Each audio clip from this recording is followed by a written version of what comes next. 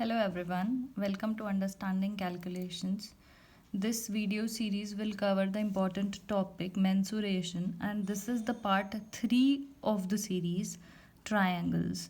Before this I have completed circles. If you have not watched it yet, please go and watch the video. So let's begin. The important formula of triangles are, first and simple formula is area of triangle is half into its base into height. Triangle के base ये और अगर इसका height का product into half कर दे तो इसका area आ जाता है. पेरीमीटर सर्कल में मैंने आपको बताया था कि पेरीमीटर को ही सर्कमफेरेंस बोलते हैं. ट्राइंगल में उसको पेरीमीटर बोलेंगे. पेरीमीटर होता है sum of all sides a plus b plus c. If this is a, this is b and c, then a plus b plus c is perimeter. Semi perimeter is half of perimeter. Semi perimeter is half of perimeter. इसको हम denote कर देते हैं small s से. ये use होता है heroes formula में. अगर हमें बेस और हाइट नहीं गिवन है but if all the three sides are given then we use the formula Heron's. Heron's formula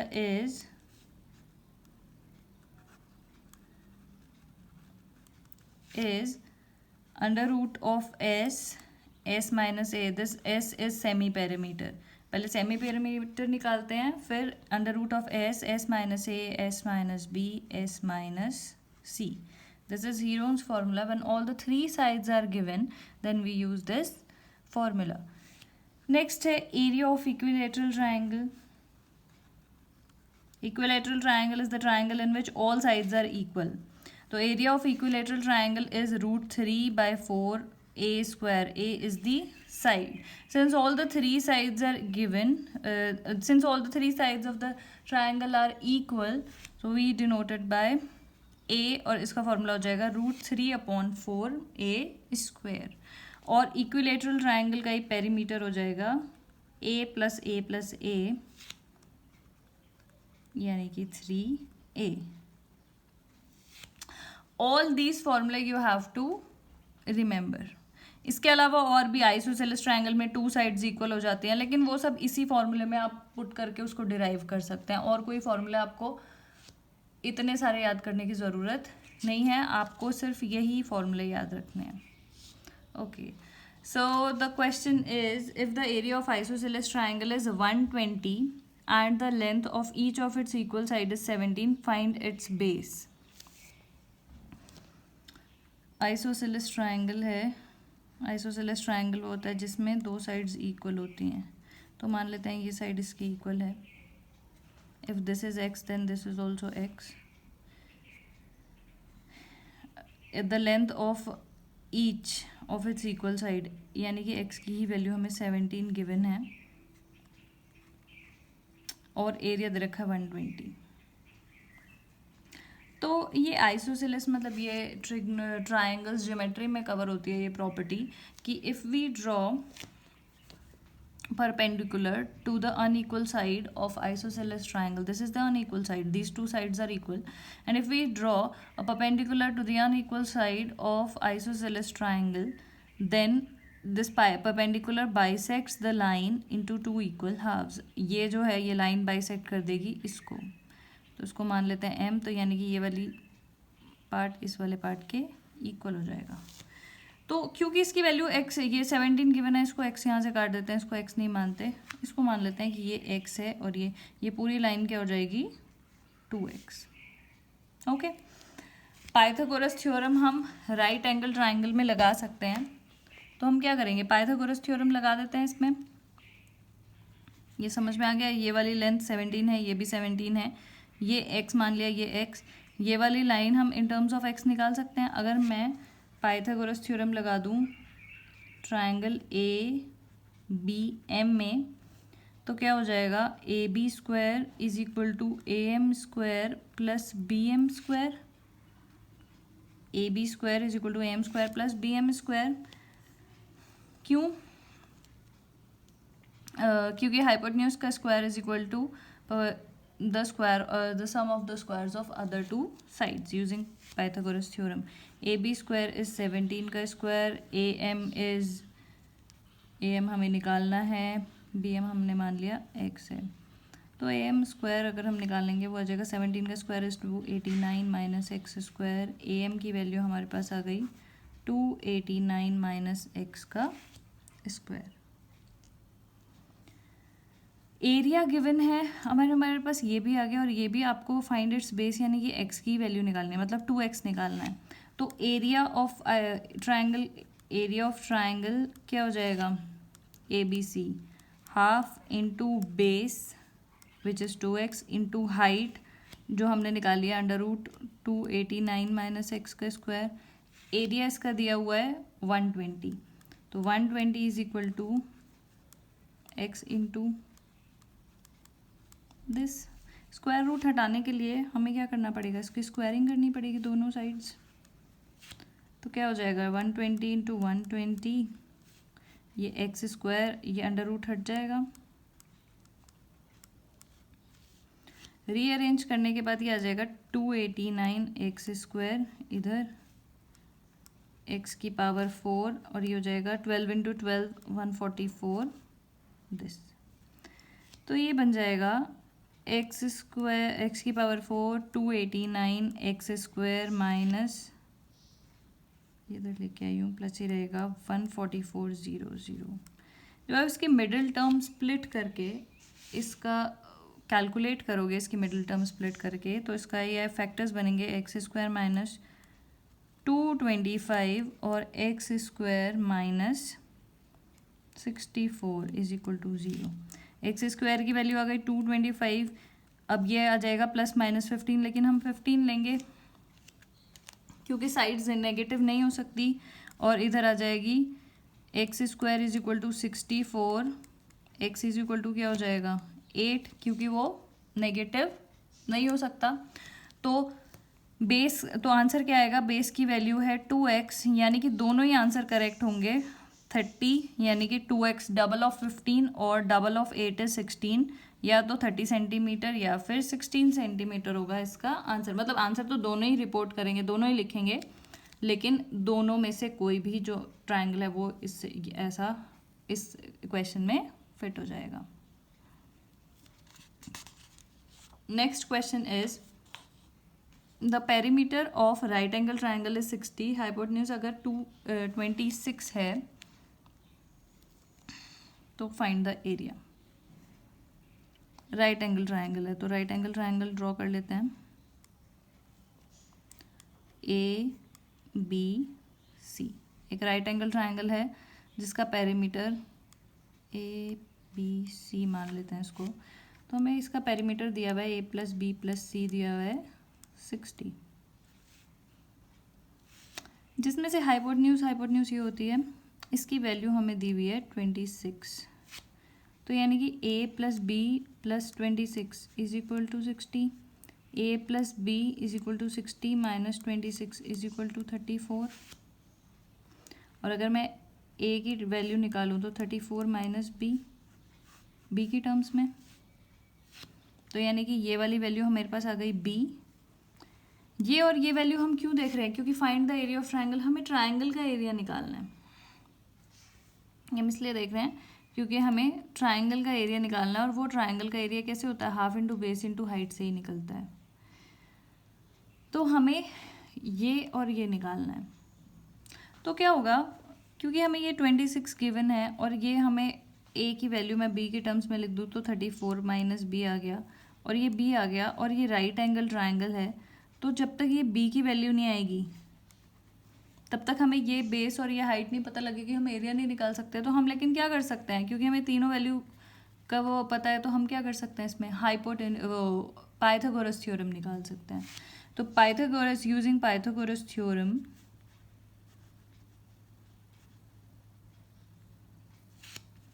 using Pythagoras theorem, 34 minus B square plus B square is equal to this.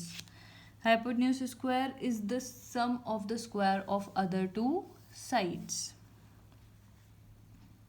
34 का square हो जाएगा 1156 plus b square minus a square plus b square minus 2ab लगाएंगे तो -2 into 34 into b is 68b plus b square is equal to 26 का square हो जाता है 676.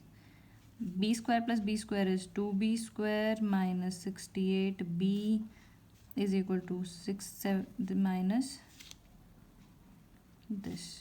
this comes out to be 480 minus 6 this simple calculation है. A square minus plus b square minus 2ab plus b square ये हो गया, इसको इधर लेके गए, टोटल अलजेब्रा है. अब क्या करेंगे, ये एक क्वाड्रेटिक इक्वेशन बन गई है. अच्छा, इसको 2 अगर कॉमन ले लूँ इधर से और सिंप्लीफाई करने के लिए, तो इसको हम क्या कर सकते हैं, ये इधर जाके नीचे चला जाएगा, उसको मैं यहीं पे लेके चले जाती हूँ, तो आ जाएगा 240. तो ये आ गया B square minus 34b is equal plus minus उधर का प्लस आके इधर हो जाएगा 240.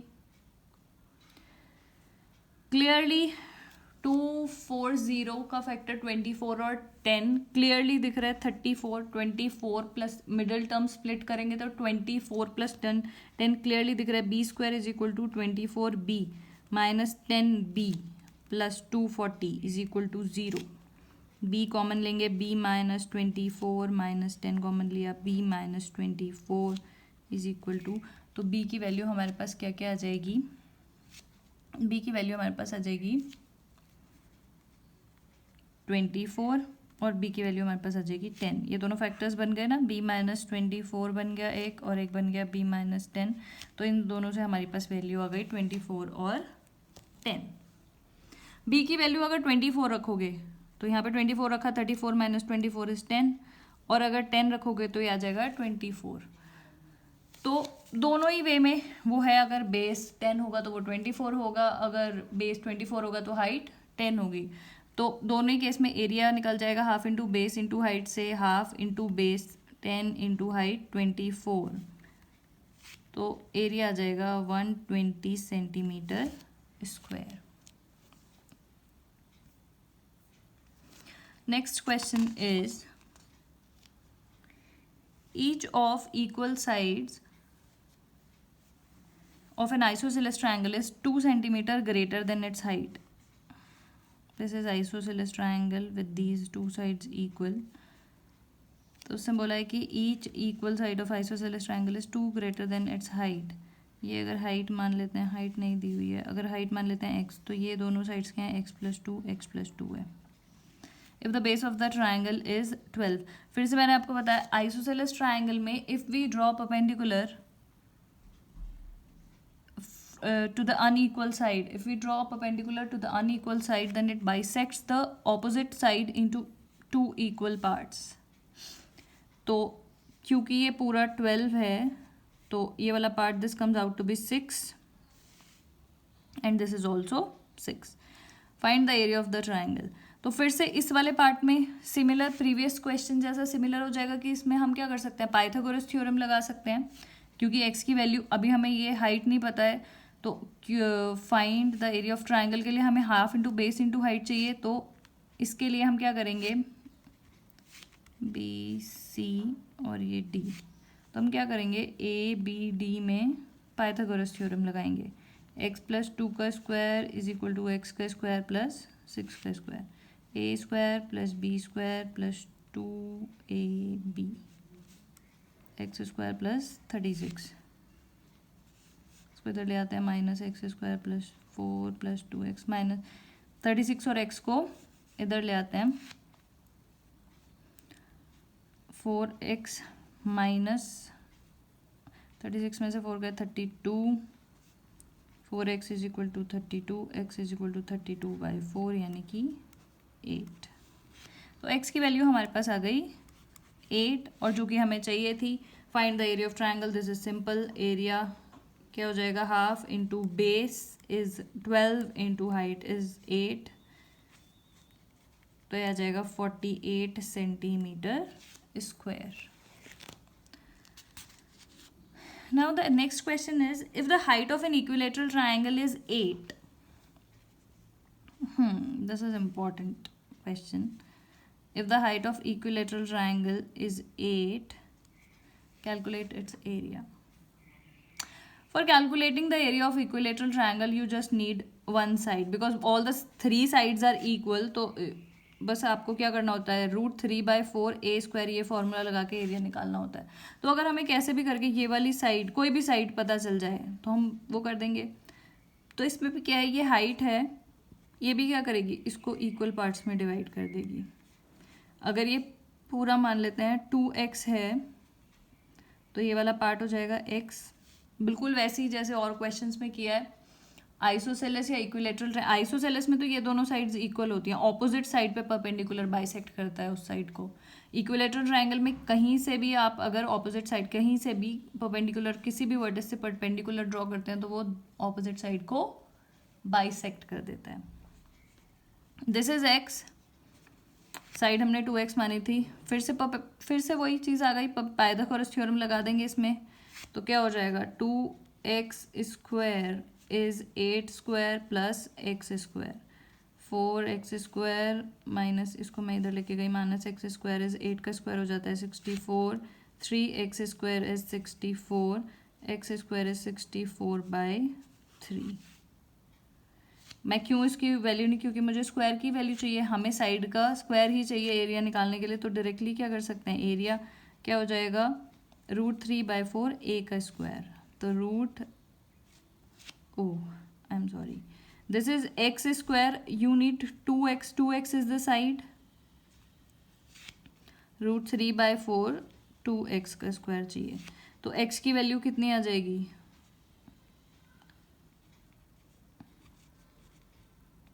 दिस, यानी कि 8√3. तो क्या हो जाएगा, √3/4 इंटू 2x क्या हो जाएगा, 2 इंटू एक्स की वैल्यू है 8√3 का स्क्वायर. इसको कैलकुलेट आप करेंगे तो कर देते हैं कैलकुलेट. √3/4 इंटू 2 2 ज़ा 4, 8 का स्क्वायर हो जाता है 64, 3 का ये √3 इंटू √3 हो जाता है. तो ये हो जाएगा आपका 64/3√3. इसको आप कैलकुलेट करके इसका आंसर, √3 की वैल्यू आप 1.73 लिख कर कैलकुलेट कर सकते हैं. Okay, so the next question is a triangular part ABC has sides 120, 80 and. अब इसमें ऑल 3 साइड्स आर गिवन. जब तीनों साइड्स गिवन है तो we do not have any other option except applying Heron's formula. तो ये 3 साइड्स दी हैं 120, 80 और 50. Gardener has to put a fence all around it. उसको चारों तरफ फेंस लगानी है. And also plant grass inside, इसके अंदर घास लगानी है. How much area does she need to plant. Area निकालना है कितना. तो नॉर्मल एरिया जिसमें प्लांट लगाना है वही, यानी कि इसका एरिया ही निकालना है. तो एरिया आपको पता है कैसे, पहले एस निकालेंगे, यानी कि सेमी पेरीमीटर 120 + 80 + 50/2.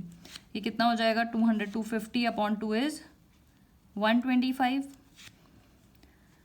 फिर आप एरिया निकालेंगे हीरोज फॉर्मूला लगा के. वीडियो के स्टार्टिंग में आपको सारे फॉर्मूले बताए मैंने. तो एस की वैल्यू कितनी हो गई, 125. फिर 125 माइनस 120, डायरेक्ट लिख रही हूँ 125. एक साइड माइनस करेंगे ना. This is 125 minus 120 is 5. This is 125 minus 80 and this is 125 minus 50. तो ये हो जाएगा इंटू 45 इंटू 75. इसको कैलकुलेट करके जब आप पेयर्स वेयर्स बनाएंगे, इसको वो करेंगे, तो ये इसका आंसर आएगा 375√15. This is the area in which she need to plant. Find the cost of fencing it with barbed wire at the rate of 20 meter rupees 20 per meter, leaving a space of 3 meter wide for a gate. यानी कि उसको क्या करना है, चारों तरफ fencing करनी है. तो पहले चारों तरफ फेंसिंग करने का मतलब है इसका पेरीमीटर निकाल दें. पेरीमीटर हमने ऑलरेडी, अच्छा ये सेमी पेरीमीटर निकाला था। अगर हम इसका पेरीमीटर निकालेंगे तो वो आएगा 120 + 80 + 50, यानी कि 250 इसका पेरीमीटर आ गया। लेकिन उसको क्या करना है, 3 मीटर वाइड गैप भी, यानी कि 3 मीटर का जो गेट है वहाँ पे उसको फेंसिंग नहीं करनी है, बाकी जगह करनी है, तो -3 आ जाएगा। 247 मीटर वाली जगह पे उसको क्या करनी है, fencing. Find the cost of fencing it with barbed wire at the rate of 20 per meter, leaving a space of 3 meter wide for a gate on one side। 3 metre का गैप हमने निकाल दिया ये, और इसको क्या करना है, 1 मीटर का 20 रुपया लग रहा है, तो इतने मीटर का कितना लगेगा, 20 इंटू दिस, तो ये हो जाएगा 2 7 ज़र 14, 2 4 8 9, 2 2 ज़र 4, this rupees 4940 is the answer. पर मीटर है, ₹20 पर मीटर, यानी कि 1 मीटर का तो 20 रुपीज़ लग रहा है। तो कितने में फेंसिंग करनी है, 247 में, तो उसका कितना लगेगा, 247 इंटू 20, यानी कि 4940 is the answer. Okay guys, that is it for today guys. If you find this video lecture series helpful, then please like, comment, share and subscribe to my channel. You can also press the bell icon to get notified every time I drop a video. Thank you so much for watching.